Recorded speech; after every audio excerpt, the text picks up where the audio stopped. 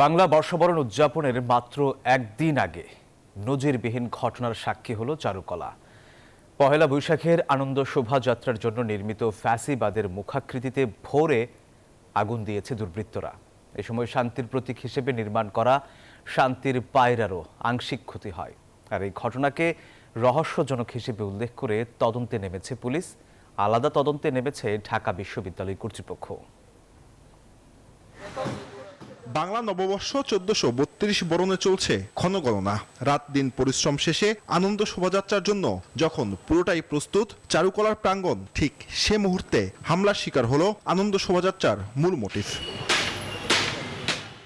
রবিবার ভোর 5টার দিকে শোভাযাত্রার সবচেয়ে আকর্ষণীয় মোটিফ ফ্যাসিবাদের মুখাকৃতি পুড়িয়ে ছাই করে দেয় দুর্বৃত্তরা, যা নির্মাণ করা হয়েছিল সাবেক স্বৈরাচার সরকার শেখ হাসিনার অবয়বে। এটা ধারণা অবশ্যই যারা এই বিগত ফ্যাসিস্ট সরকারের সাথে সরাসরি এই চারুকলার সিনিয়র শিক্ষকরা ছিলেন, তার সাথে বসে চা খেতেন, এরকমের দুই একজন যারা পরামর্শক এখনো চারুকলার ভিতরে আছেন, তারা সরাসরি সম্পৃক্ত।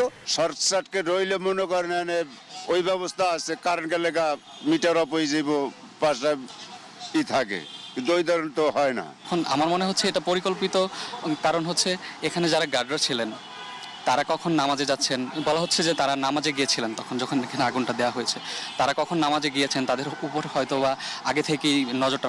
বান্ডেল থাকলে প্রতি সেনমানিতে টাকা বাঁচবে।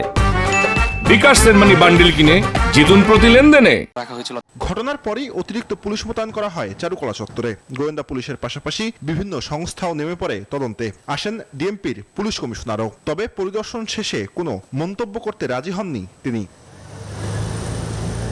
চারদিকে এত সিসি ক্যামেরা থাকার পরও বিষয়টি কেন রহস্যই থেকে যাচ্ছে সে বিষয়টিও এড়িয়ে যান কমিশনার। তবে পুলিশের আরেক কর্মকর্তা কথা বলেন গণমাধ্যমের সঙ্গে।